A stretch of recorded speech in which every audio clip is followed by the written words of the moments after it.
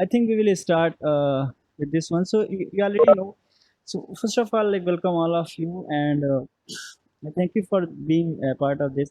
So everybody who is trying to come into data science, everybody who is trying to shift into data science, this is a very good choice. First of all, it's not because just a million jobs are out there and things like that. Why I'm saying this, because this is going to be the future. It does not matter which platform you are coming from, whether you are from MBA, BTech, or you have done BTech, engineering, any branch, anything. It does not matter, right? Data science is not for CS people. It's not for IT people. It's not for people who know computers. It's for everyone, because our every domain knowledge you will see some AI assisting that. So in order to even understand your tool, even if you go to a mechanical company, or if you are coming from chemical civil background, even if you are going to that company, there is a most probable chance that in next year or years to come you will run into a tool that is already using some kind of data and some kind of machine learning you will be using. So it is always better, and it is like a must have skill. It's like a think of a PowerPoint or Word. It is not limited to people who only know computers. It is for everyone. Like if you know, even if you're a mechanical or chemical or civil, you should know PowerPoint or what. That is like by default. It is like granted that we should know it. So in the same way, this is going to happen to data science and machine learning also. But things are little trickier here. It requires you a little more programming, and it's not as easy as using PowerPoint or things like that. But there are tools being developed that will enhance your understanding. But you already know that there's a lot of courses you can go into. There's a Coursera, there's a Udemy, there's a full channels on YouTube filled with data science courses, and you can just go there, watch videos, learn about it, and that will be a great way of learning. Okay, but when it comes to application, okay, so for example, when you go to learning, what will happen is you will see that those people will be coding, they'll be calling libraries, and they'll code, they will do something in front of you, and you will try to copy. And as soon as you are successful in copying and the same result output comes, you think that you have learned it. Okay, that is, but there's a catch here. When you try to do something of your, when you try to implement your own ideas, then you run into this problem that, okay, how to implement. See, the tutorial that you saw there on YouTube or in other platforms that was making you learn that particular field, it was limited to that example itself. Okay, that's why they only told you about that particular model or that particular project. But when you are uh, building something of your own, when you are thinking about something, what are the resources it will require, what kind of logic I will have to write, then there is a lot you should know. Okay, so then that tutorial is not going to help you, because they are written with some objectives. So for example, most of people I have seen that when you go and they took a Kaggle data set, if you have some kind of exposure in data science, this is a Kaggle website that it has a huge collection of data sets. Okay, so what they will do is they will take some famous Irish data set is there, a Titanic data set is there. They will take this and they will train the model, and they will say, okay, this is the model that we are going to talk about. And then they will show a prediction and they say this is what data science. No, that is not a data science is. You always have to care about what kind of project it is, and then you have to think accordingly. Okay, so the next thing that we are going to hear is we wanted to reshape this learning, this whole learning model into a very different kind, so which you have a real experience of what's going on in the industry, not just on a learning level, but on a deployment level as well. As and since you already know that data science is such a diverse field, and it has professions from every other field as well. So there is a customization in learning that is very much required. It's not like somebody is coming from another background and another, you're serving all of them same course. Okay, that is something that we looked here, and we found, oh, this is not something we can do. We should customize our syllabus depending upon what do you exactly want. Okay, because this is very huge domain. It's not like even a machine learning engineer and AI engineer and NLP engineer, there's a lot of roles here. When you go into data science, you will realize. So everybody can say that they are into data science, but how, what specific things about them, that is very unclear to them when you want to switch up. Okay, so next thing that we are going to have is here. So if you are already coming from some exposure to data science, so you might know things like this. You might know some Python libraries, Pandas is there, NumPy is there, and you might know a little bit of R as well. You might have heard of TensorFlow. See, if you're not heard of, that is fine. We will introduce a basic session, and then you can understand as you start your course. But in case you know these things, okay, this is what the learning models give you on general platform. Okay, And this is what a general design looks like. Like they will introduce some basic Python, they will tell you some basic data sets, and they will train they will write some function that can be trained upon that particular data set, and they can learn it, and they can get validated, and they will show that little deployment is there, see it is working, so it will be fine for you. Just tell me a quick yeah, it is related to everything. It is related to artificial intelligence. This is a very good question Sultan Ali asked. Is it related to artificial intelligence? See, data science is everything. Wherever there is a data, there is data science. Now, data can be anywhere. It does not matter which industry you are in, whether you are in healthcare, finance, uh, any kind of industry that will generate data. Even you are using phone, you are generating data. We are conducting this meeting, we are generating data. So data is something that everybody is generating. Now, how to organize this data, and what are the insights that are in this data? Suppose if I run a company and I want to make profit upon it. So how will I make profit? I will have to find the customer that will buy my product. So how will I make sure that this particular customer in this particular region will buy my product? For example, whenever you see advertisement of iPhones, you do not see those advertisements in towns or villages, right? You see them on places where people can purchase. That is one kind of decision that is making that here purchase power is fine, so I can. So it is not like, so you do not have to waste your resources, and you have to make, so you have to make decisions based upon the data. Okay, so data. So artificial intelligence is subdomain of data science. Machine learning is a subdomain of data science. It's not like, so data science is the whole thing, right? Wherever there is a data, there is going to be a some kind of data science. Okay, so data science is the whole big ocean, and out of that, artificial intelligence is one part. Artificial intelligence which tries to automate some of the tasks that you are going to do through the data. Okay, for example, looking at, for example, when you are speech processing, or when you are using okay Google, Siri, or anything like that, then you are processing your voice data to do some kind of searching or some kind of intelligence process. So that is an example of artificial intelligence. But in the artificial intelligence, the process, how it actually learns something from data, how machine can learn something from the data, then it becomes a part of that. So data science is the whole thing, artificial intelligence is a part of that. And this is what a general data science life cycle looks like. It does not matter where you are, which kind of profile you are having, you will be a part of process somewhere here. Okay, so you can see that it starts with a business understanding, some kind of business. So every corporate, every industry that you join, the first thing that is going to have is whether you understand that business or not. Because see, why companies will hire you? Because you will they will have some benefit from you as a data scientist, or as a data analyst, or as a some part of without obviously without any benefit they won't hire you. So first, so even to give them benefit, this benefit, whether you are from healthcare, you are working in pharmaceuticals, you are working in finance industry, you have to have some kind of business understanding. How does business work? Because without business, you want to understand the data. How does data look like? If I'm in healthcare only, then I'll have idea. Okay, we are talking about patients, so we should have some idea about diseases as well, and then I can go to. So first thing is not just to learn about Python and show the see and say that okay, I know data science. No, that is not the thing. Industries have some process built in it, right? Because everybody can learn Python. What everybody can't do is they cannot understand the business, right? So first thing that you need is to understand the type of business, and it can depend upon your interest. If you are interested in your that investment stock trading, then you can choose finance and you can learn everything about it. And then you can, okay, I have solid understanding of how data shifts look like in the finance industry, I want to go there, and then I want to become a data analyst or data scientist in the finance industry. Okay, so that kind of, first you need a business understanding. So this is what will, so once you have business understanding of like of your chosen sector, the next thing that you are going to run is data acquisition. Then you are going to understand, okay, this is the industry that I've chosen. Okay, so now where does the data come in this industry? Okay, so if you are interested in stock trading, for example, the next thing they are going to ask, how does it get its data? What kind of data is there? Okay, so in stock industry, it will be mostly like what are their products, what are the sales of their product, what are the costs that their products are.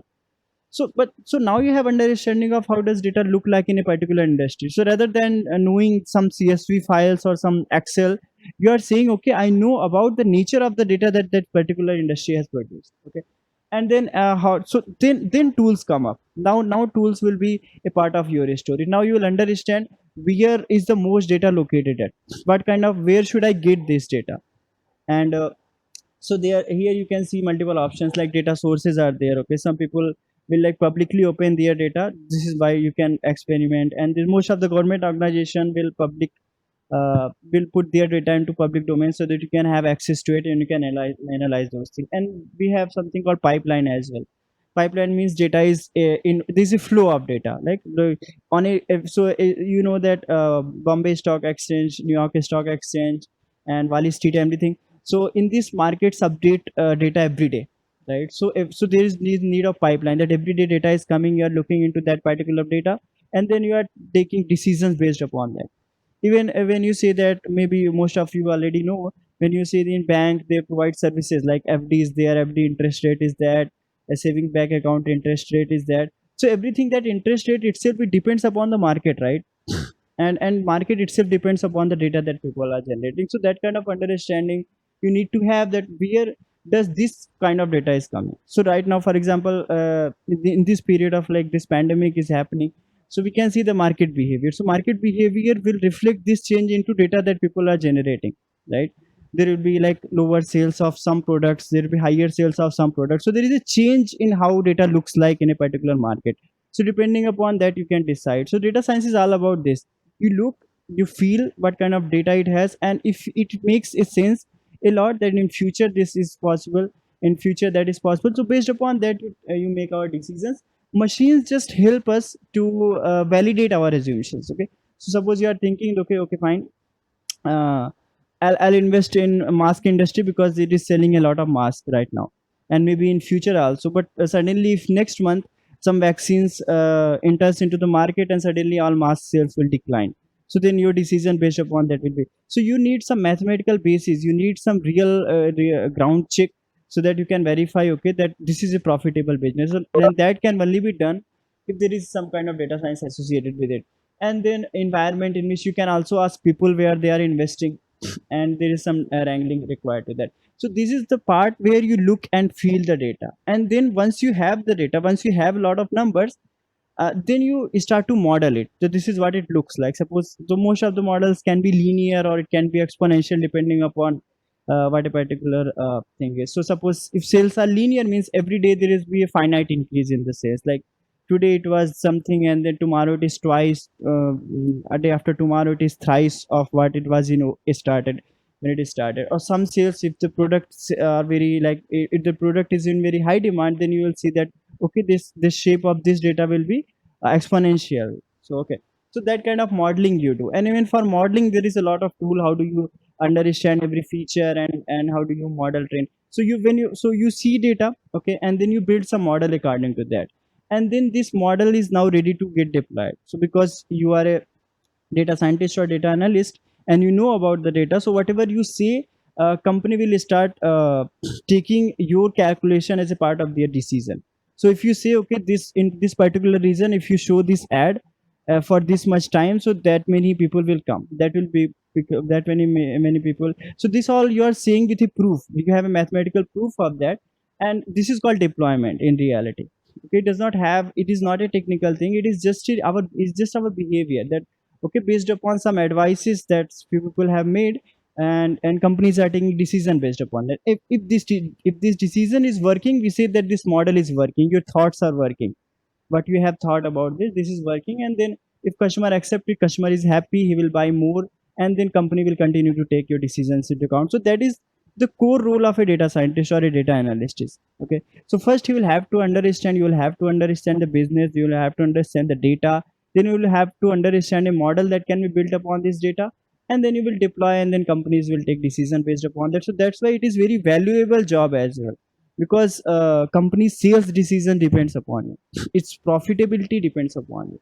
So that kind of thing. But machines will help you a lot in order to, because obviously we are humans and we cannot look into every other feature. We'll make our decision based upon the intuition, not based upon the math. So in order to make our decisions based upon the math, to give some kind of logic to it, we need these tools, we need these mechanical tools. So what approach we have taken is not like a start with a tool, and you know this tool, and then you know this library, and just use it. That is a hard coding thing, and even that is going to be replaced. If I ask you, what is one skill that is not going to be replaced by data science or AI, then the most probably answer will be our intuitions, right? What do we our feel? Our feelings are not going to be much affected by machine learning or data science, but all computation and logic, everything is going to be. So if you know some skill, if you only have invested your time in a skill, then this skill will change, right? Some new technology will come and skill will change. Some library you have learned today, tomorrow it will be changed. What won't change is your understanding about the market, right? So focus more upon that, focus upon how your project grows and how do you understand. So that kind of facility we are providing here, how can you understand? So this is our design, this is how our learning will look like. Okay, so first of all, it is not a learning based approach, it's a project based approach. We'll start with a project. Okay, so like you will decide what kind of project it will be, what kind of data it has, and then you will calculate the project's requirement. Okay, so suppose it is in a finance industry, then you will calculate the requirement, where should I get the data from, what kind of industry. So you will do some kind of research there. Okay, and then you will get to know what is the history of a company that you are talking about. So these are the kind of real things that people do when you are hired as a data scientist or data analyst. And then we will document this project. Document means writing out every specific need of the project, that these many people will be needing and this kind of resources we need. So these are all uh, real importance of like how, and then you acquire the domain knowledge. So it is obviously not possible that whenever you go into industry, you already know everything about they have to offer. So first thing you do is you research about what kind of product they have, and then you acquire some knowledge regarding to that product. So when you know about the product, you know about its feature, only then you can understand what kind of data it has. So suppose it is a social media company, then first thing you need to do is you have to understand about the social media, because without understanding that, you won't understand that it talks in terms of hashtags and likes and comments. And then first, so that is first thing. You, once a project is decided, once an industry is decided, you need to acquire some domain knowledge. So once you have acquired knowledge, then you will start building a team. Okay, building a team means how many data scientists are needed, how many data analysts are needed, how many different kind of that thing.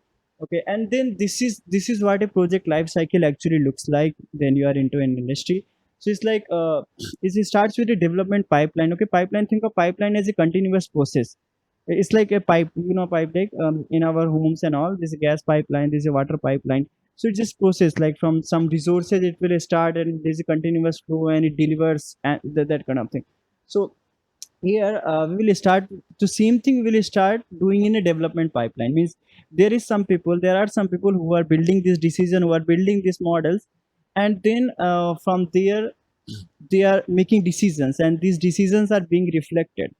Okay, and there is something called DevOps cycle. DevOps cycle refers to development and operation cycle. So once you build something, it needs to be deployed on the server so that people can have access to it, right? For example, if I introduce a new Instagram feature, like let's say new filter, let's say, then it's not like I have only coded and it works. It needs to be actually deployed on those many servers so that the user who is installing, a simple example would be updates, right? Updates. So every time your app updates, it is just running a DevOps cycle.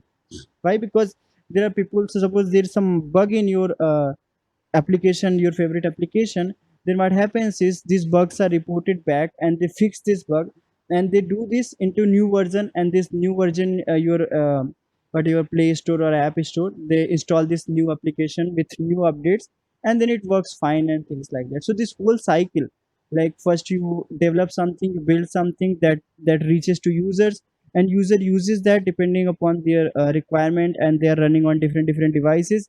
Depending upon that, they give a feedback.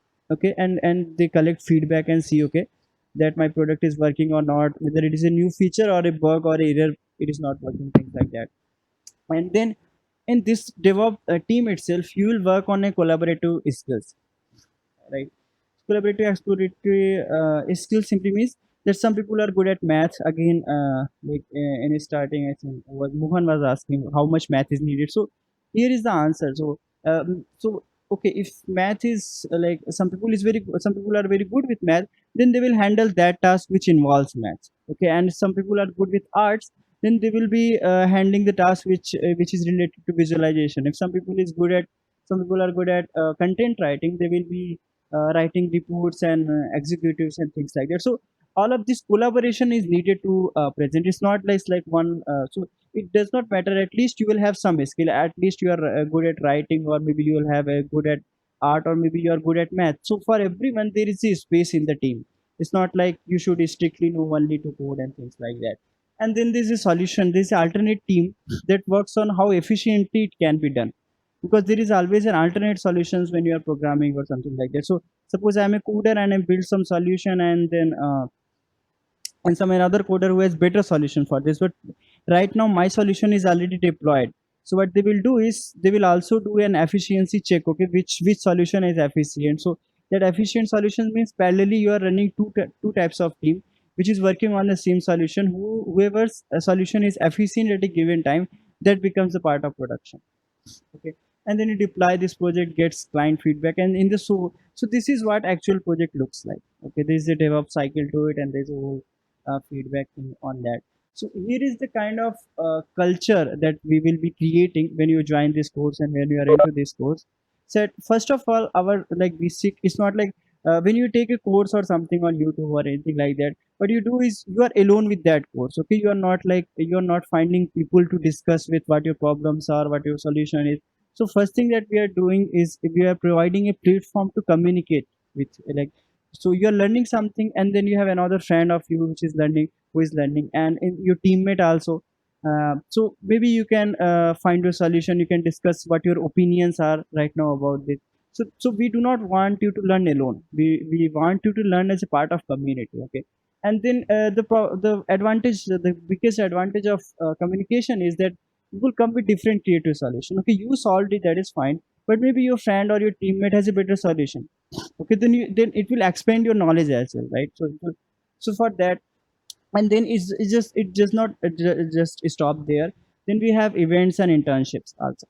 Okay, events means you will be able to showcase what you have done. Okay, so events like there'll be like technical events where you can showcase your projects and what you have done to an audience, to a live audience, so you can feel the confidence. So there's a whole a lot of package that we are trying to build here. It's not just you learn something and you left over. It's like you are building and then you are presenting to the world that what you have built. So and you can link this, update this on your resume as well. And there's a whole and all of these things that we do is on a very industrial standard. We use GitHub actions and environment to set up, to give you, to make you feel that okay, you are a part of a real company or things like that. And you will be attached to multiple communities, like there will be real data scientists, real data analysts that will be a part of, that will be mentoring you, that will tell okay, this happens a lot in industries, and you should not be discouraged. And then the next biggest portion, since data science is very diverse field, we cannot say okay, this is your syllabus, and everybody cannot be given the same syllabus, right? Everybody cannot be given same syllabus. So what we are doing here, depending upon your interest, what interests you more, we are focusing upon that. So there are multiple types of customizations we are developing. So you can customize according to your skill. Okay, if you are good with math, you can go with linear algebra, then we'll focus more on linear algebra in your case, and then your roles will be chosen accordingly. But if you are good with art, then you can choose visualization, and then we'll teach you more about visualization so that that skill can be boosted. Okay, if you are good with statistics and so on, right? And if somebody is interested in deep learning and that kind of stuff, if they have prior exposure to machine learning and they want to shift into deep learning, they want to build a complex robotic type of application, then we have support for that also. Okay, so depending, and we have big data support as well. So it is just it, so these are the name of these skills, right? So you can, so if you ever see the like job opportunities in data science, so there is a whole lot of a spectrum to it. It's not just like one monotonic job. So when you say that you are an Android developer, it simply means that you are an Android developer. So it means like nothing more, nothing less, right? So you are like, you know how to develop Android application. But when you are data scientist, it is not like, there's a lot of difference. Like there's a, you, maybe you are a text engineer who posts blogs, maybe you are a video engineer who posts videos, maybe you are a recommendation analyst. So there is a lot of skills that data science involved, and it is not possible for everyone to learn everything. So you are going to be good. So you already know that this rule, that it's not so being smart is not all about like how much you know. It's like you should ignore what is useless for you to know, because you are already good at something, everybody is. So we are going to boost those skills, only those skills that you are already good at, so that you feel comfortable naturally and you kind of feel fit in the industry for that. inside, and these are the top technologies that you have. So if you already have in the mind that okay, I want to specifically learn Spark or HQL Teradata or Keras or TensorFlow like that. So for that kind of customization, we support that. Okay, so you can say like I want to learn specifically. Okay, I want to learn data science, machine learning, but I want to specifically learn about these three libraries, specifically about TensorFlow, PyTorch. So again, as the spectrum, as I said, that there's a lot of rules in data science that you can be. There is a lot of technologies, and every technology has its own disadvantage, advantage, and not everybody is going to learn every technology. So it depends upon what you choose to have. If you are coming from core Python background, then you are more likely to use PyTorch to do machine learning, that kind of stuff. If you're coming from R background, then you are more likely to do TensorFlow and things like that. And then we have Hadoop with us, and then we have Spark. So it all depends. These technologies you can like list out few technologies. Okay, I'm interested in this technology. Teach me this technology. So we will teach you general syllabus. That is fine, but these are the technologies, and we'll also attach you to the community around these technologies. That what is actually happening. So you'll be updated with the latest proposals that are being. And these are some rule based customization. As I'll try to repeat myself again, so these are the kind of rules that are available when you see data scientist is not just one thing. Okay, so on very top layer we have like MIS reporting executives. These are the people who have done like MBA, they have business knowledge, they know like finance and stock prices and all, and they want to shift into data science. So obviously there is already a huge part of their skill that they already know, they are good at the business. So they need to have some tools that can make them that can make them a good business analyst, right? Or so there are BI tools available, business intelligence tools as we call it. So depending upon that their role. So if you choose that, okay, I want to become a business analyst, okay, then we will teach you more about BI tools. Different types of BI tools are there. And if you say I want to become a good data analyst, then we'll be focusing upon your data exploration skill, how good you are at exploring the data, how good you are at retrieving information from some insights, how good you are at that. And then when you say that you are good at data engineer, then how you are going to build the pipeline. So every role, every designation has its own advantage and disadvantage. Okay, every just like as a skill. So you can choose here from the spectrum of a lot of possibilities. You can choose some of the options that are available, some rules. Okay, and then if you want to go into core artificial intelligence research and development, this is for the people who are uh, basically into a lot of math, so they can build the things that they want and automation and everything. So then it's not like we are going to again, we are not going to teach everyone the same thing. Depending upon your interest and your choices, there is a lot of options, there's a lot of flavors, as it must be followed in data science. I don't know why people are not following that in general, because they think that data science is one thing. No, it is not. It's like an umbrella. Okay, so there's a lot of pins there, so you can choose only one or two, and that will make you actually grow. So what happens is in general, this is the reality, that people take like 6 month or 1 year of course in data science, and they learn everything, right? They learn Hadoop and tools and everything like that. And then when you go inside the industry, what happens is if you're not at the correct designation, what happens is most of the time, 3 or 4 years you just run SQL queries, right? You will just learn about your work won't be at all related with what you have learned. So what happens is then you forget about these things, and new technology comes up, and then your entire knowledge and courses gets wasted. So that's why companies also do not invest in the people who have just learned about. It does not matter how much you have learned. It matters how much different projects you have done, and with specific skill, because in companies every role is about a specific skill. They do not want to have everyone. They do not want to have someone who has learned about everything. And then we have application based customization as well. Okay, so we have like if you want to be if you are interested in developing smartphones that are capable of having some machine learning kind of application, like this object recognition, like when you with your phone you can detect what kind of object it is projecting. So that kind of project will be coming into. So with different devices, we have augmented reality as well, with like artificial intelligence with glasses and all. And then we have artificial intelligence IoT, like small devices, Raspberry Pi, and small devices with that. So how do we develop technology? So depending upon that, if you are, suppose you are coming from electronics or things like that, so you are more likely to run into IoT kind of devices, because you have some knowledge there, so we can combine this knowledge and make you even better about what your choices were. Okay. And then this is how our learning environment, this is how whole learning environment looks like. So our codes, standard codes, they will run into Jupyter Labs. If you know a little bit of Python, you also know probably about Jupyter and Jupyter Labs. It is nothing but like a space where you can interactively write your code. Like you can write some comment, and then you can write your code, and then you can write your comment, and then you can write. So it's like a notebook kind of thing. You can run a lot of notebooks here. And then Slack, if you do not know, this is just an application that kinds of provide a social media feel for the environment that you are living in, because you want to share your thoughts, you want to share your notes, and then you want to see what other people are doing in their work, and you want to be updated with other communities as well. So for that we use Slack, and you can Google Slack later on after this class, and then you can do that. And then we have Google Classroom to keep track of your assignments. Okay. So every assignment that will be given to you to different people, depending upon what they have learned. And then we have Visual Studio live sessions to check your code reviews. Okay. So, for example, what happens generally is when you submit your assignment, you will just submit it, and then it will be mailed, and we do not know that whether that person has actually seen your code or not.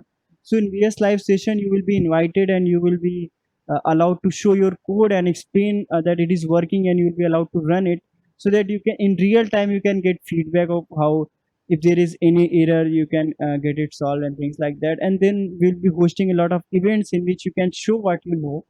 Okay, and you can part of that. And finally, GitHub is there to organize every of your work, so that you can finally link to your resume that these are the parts you have done, these are the events that you have been part of, these are the communities that you are following. So it will just like show a company or anyone anything that, okay, about this you know much, a lot, so you're like totally master of whatever you are learning there. Okay. And obviously, to feed up your curiosity here, so these are the kind of projects that we will be having. We'll be having projects ranging from, so these are the options that we can have projects from. So we'll have from healthcare, from finance, from IoT devices, and OpenAI, if you do not know it, it's an organization run by Elon Musk. Okay, so there we'll have little things, okay, how it is working, and some of the projects inside that we can be inside that. And education, education, it is AI is helping a lot in education, as well as in social society social based entrepreneurships and startups and things like that. In societies, how does it work is, you see this fake news detection, and whether there is a proper water availability in particular resources, in particular regions or not. So these kind of things, this is a whole lot of data that is generated by government itself on everyday basis, and that data is just live it is living there to be explored by someone. Because see, most data analysts and most of the good scientists, they are already into some company, into some corporate environment, right? So there we have a little bit margin of how many people are not into social kind of aspect. So that kind of thing also will explore here. So this is one of our major resources. It says data.government.in, and you can check out this website. So see, you can see if it is visible, then we have like drinking water and health and transport. So data related with these domains, and these are all real data sets available, that is coming from the life, from real life. It is not simulated, it is not a company data, it is the data set that is coming from your country. Okay, so you can follow this, and you can build your projects based upon that. So this is one of the major sources that provides data into very different fields. This is very diverse, you should definitely check it out. And even website catalog is very good, so that will help you a lot in understand what you can do, because data science is very powerful thing. Okay, it will make you a superhero in a way, in a context. So these are some of the power exploration skills that you can follow this. So these are our some of the top ongoing projects that is happening right now. One is convergence analytics, is like a tool that we are building for data scientists. Is a blogger.ai that we are developing, so that your blogs can be read. And this iris and cortex, they are all belonging to healthcare. You can be a part of this project through internships or through uh, your like your talents, and if you are capable of that, then we'll show you how this project is working inside, and how it is being useful, and how it is being deployed, and be a part of that. So now it's so this session is that was up to the communication point.